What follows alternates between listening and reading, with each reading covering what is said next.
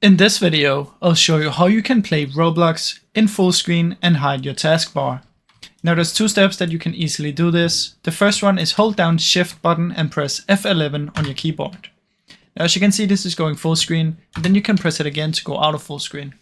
The second option is pressing Escape, go to Settings, and then scroll down until you find full screen and turn it on. Now you can also turn it off like this. Now if for some reason none of these work for you and it's not really going full screen, there's a simple fix to this. Come here and search for Roblox player, right click, open file location, and then do the exact same. From in here find Roblox player beta, properties, compatibility, and activate these two.